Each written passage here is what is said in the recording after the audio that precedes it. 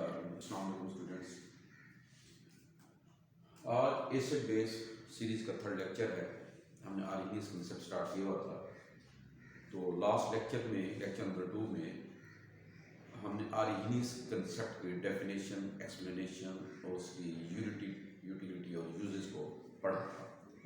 आज lecture number 3 में हम उसके लिमिटेशंस क्या हैं और डिसएडवांटेजेस या ड्रॉबैक्स, खामियां क्या हैं, इन किन किन चीज़ों पे पूरा ये कंसेप्ट जो पूरा नहीं उतरता।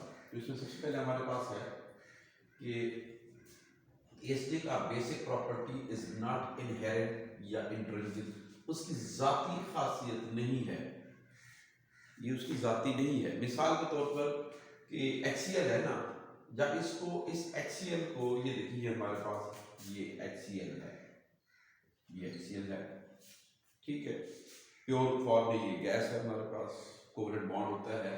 अगर इसको जब हम एक्वस मीडियम में, ठीक है, HCl को ऐड करते हैं तो फिर ये आयनाइज हो जाता है, ये दोनों इलेक्ट्रॉन इसके पास, ये नेगेटिव ये पॉजिटिव।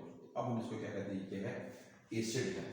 लेकिन इसको अगर हम नॉन एक्वस सॉल्वेंट जैसा कि बेंजीन है, इसमें तो फिर ये बॉन्ड ये नहीं टूटता, ये जो बॉन्ड है ये बॉन्ड नहीं टूटता, नहीं टूटेगा, आयनाइज नहीं होगा। तो बेसिक प्रिंसिपल आरईबीएस का यही है, आयनाइजेशन, इसलिए तो उसको वाटर आयन कंसेप्ट भी कहते हैं कि डिस्टिलेशन है, आयनाइजेशन है। तो फिर बेंजीन में ये H आयन नहीं देते तो फिर उसमें, इसलिए इसका मतलब ये है कि ये उसकी with respect to property intrinsic नहीं है, जाती नहीं है उसकी, ठीक है, इनहेरेंट नहीं है, यानी विद रिस्पेक्ट टू क्या है, वो एक्वस मीडियम है। पहली तो ये इसकी क्या है, खामी है कि इस चीज़ को एक्सप्लेन नहीं करता। दूसरी ये है कि डज नॉट एक्सप्लेन सेल्फ या ऑटो आयनाइजेशन को ये एक्सप्लेन नहीं करता। मिसाल के तौर पर हमारे पास ये HCl और Na मिलते हैं, NaCl और H2O। अब ये नहीं बताता कि यहाँ पे ये जो H2O है हमारे पास यहाँ पे, ठीक है, ये H2O है, ये H2O है, इसमें जो H है और जो OH हैं ये कहाँ से आए हैं, ये क्या एसिड और बेस से आए हैं या ऑलरेडी हम पढ़ चुके हैं कि आपको पता है, ये भी हम पढ़ चुके हैं कि 10⁻⁷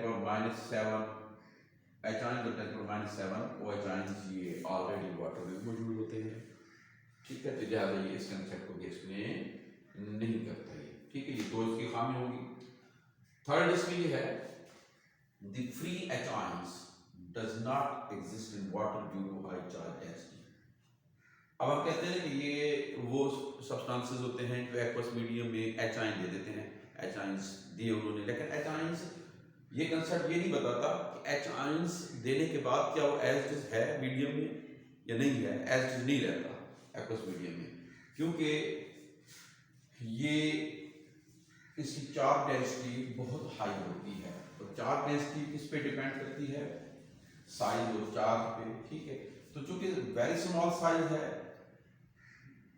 H+ का, तो इसीलिए ये H+ जो है ये वाटर इसके पास आप होते हैं, लोन पेयर होते हैं, तो ये इसके साथ बॉन्ड बना देता है और ये इस सिचुएशन में इस तरह रहते हैं, तो ये फ्री एग्जिस्ट नहीं करता। तो ये बात ये कंसेप्ट में एक्सप्लेन नहीं करता, ये फ्री स्टेट में एग्जिस्ट नहीं करता।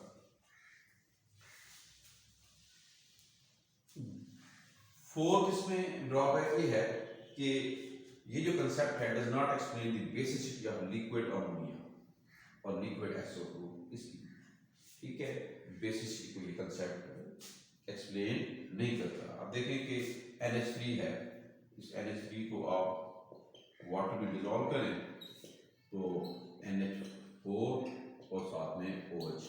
अब इसने OH दे दिया, जो चीज OH देती वो क्या हो रही है, बेस है, ठीक।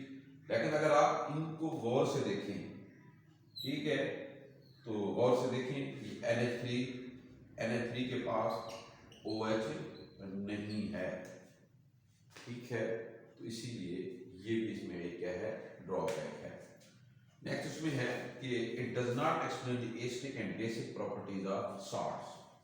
सॉल्ट्स हमारे पास 3 किस्म के होते हैं, एसिडिक भी होते हैं, बेसिक भी होते हैं और न्यूट्रल भी होते हैं। तो ये थ्योरी इन चीज़ों को एक्सप्लेन नहीं करती। फर्ज करें NaCl है, तो NaCl को जब हम वाटर में डिजोल्व करेंगे तो इसमें क्या बनाना है, NaOH और HCl। लेकिन आपको पता है कि ये स्ट्रॉन्ग बेस है, ये स्ट्रॉन्ग एसिड है, इसने ठीक इस फॉर्म में होना है, इसने इस फॉर्म में होना है 100% स्टेट, ठीक है। तो इनकी तादाद क्या होगी, इक्वल होगी, लिहाजा ओवरऑल सॉल्यूशन क्या रहेगा, न्यूट्रल रहेगा। तो ये NaCl हमारे पास क्या है, न्यूट्रल सॉल्ट है। इसी तरह एक और ग्रुप कर लेते हैं, हमारे पास AlCl3 है। AlCl3 को जब वाटर में डिजोल्व करेंगे तो ये इसने एल्यूमिनियम हाइड्रोक्साइड, ठीक, और साथ में HCl, और आपको पता है ये तो है वीक बेस और ये स्ट्रॉन्ग एसिड है, इसमें 100% डिस्ट्रीब्यूट हो जाना है, लिहाजा ओवरऑल सॉल्यूशन क्या होगा, एसिडिक होगा। तो ये सॉल्ट कौन सा है, एसिडिक सॉल्ट है, ठीक। इसी तरह एक और एग्जांपल ले लेते हैं हम,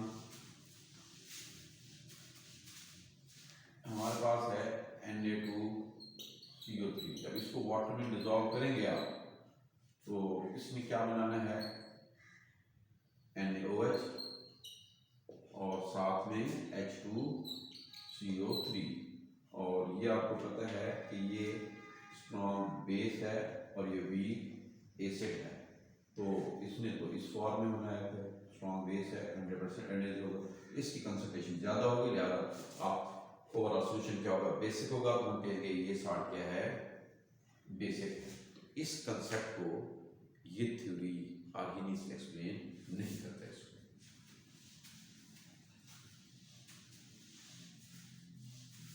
उसके बाद नेक्स्ट है इसमें कि according to Arrhenius concept, the process of neutralization is limited to aqueous solvent। aqueous solvent water से कनेक्टेड है, उससे उसी के साथ है। तो लेकिन हमारे पास देखिए कि अगर HCl एक्वस मीडियम में है, अमोनिया एक्वस मीडियम में है, तो ये सॉल्ट बन जाएगा। लेकिन अगर ये गैस स्टेट में भी हो तब भी ये सॉल्ट बन जाएगा। लेकिन इस चीज को आर्गेनिक्स एक्सप्लेन नहीं करता, तो ये भी उसके क्या है, ड्रॉबैक है।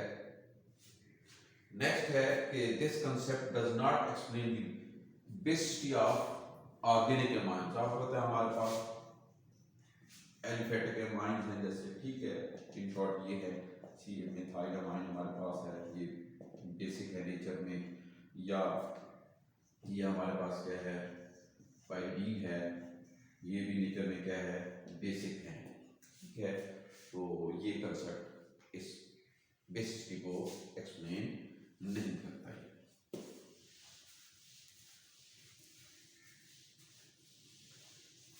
नेक्स्ट इसमें क्या है कि second law, it does not explain the acidic behaviour of CO2। देखिए CO2 है हमारे पास, इसको जब हम वाटर में डिजोल्व करते हैं तो इसमें बनाना है H2CO3। अब ये एसिडिक है, कार्बोनिक एसिड है, आपको पता है कि ये फिर बच्चे वीक एसिड है नो डाउट, लेकिन अचानक इसको तो देंगे ना, तो इसको ये कंसेप्ट इसको एक्सप्लेन नहीं करता कि अब ये क्या है, ये एसिडिटी के लिए रिस्पॉन्सिबल है, ठीक है। तो ये कंसेप्ट एक्सप्लेन नहीं करता कि ये CO2 का बिहेवियर क्या है, एसिडिक है। और लास्ट में ये है कि देखिए एक डेफिनेशन जो शुरू में मैंने आपको बताई थी, उसमें एक तो ये था कि जो H आयंस दे दें या OH आयंस दे दें एक्वस मीडियम में, वो एसिड और बेस होते हैं रेस्पेक्टिवली। या दूसरी ये बात बताई थी कि जो H आयंस की कंसंट्रेशन को, ठीक है, कंसंट्रेशन ऑफ H आयंस को इंक्रीज कर दें या कंसंट्रेशन ऑफ OH आयंस को इंक्रीज कर दें, ठीक है, तो उन्हें हम क्या कहते हैं, एसिड या बेस कहते हैं। रीजन ये बताई थी कि वाटर में 10⁻⁷ H आयन भी होते हैं और OH आयन भी मौजूद होते हैं, नेचुरली उसमें ये मौजूद होते हैं। अब ये तो डेफिनेशन होगी, कंसंट्रेशन, ठीक है। लेकिन अगर हम अमोनिया की कंसंट्रेशन बढ़ा दें तो यहाँ पे जो इसमें रिएक्शन है वो ये है, ये रिएक्शन होता है, ये प्रोडक्ट्स हमारे पास हैं, ये नेचर में एसिडिक है और ये बेसिक है, इसकी प्रॉपर्टीज जो है, ठीक है, प्रॉपर्टीज यानी कि जो नेचर है वो ये है, लेकिन इस कंसेप्ट को आर्हीनियस एक्सप्लेन नहीं करता। तो ये तो थे ड्रॉबैक्स थे, डिसएडवांटेजेस थे, ठीक है, या लिमिटेशंस थी आर्हीनियस कंसेप्ट की। तो आर्हीनियस कंसेप्ट यहाँ तक कंप्लीट हो गया। नेक्स्ट लेक्चर में हम फिर नेक्स्ट जो हमारे पास है ब्रॉन्स्टेड लोवली कंसेप्ट उसको पढ़ेंगे, ठीक है। तब तक इसको अच्छी तरह याद रखना। अस्सलाम वालेकुम।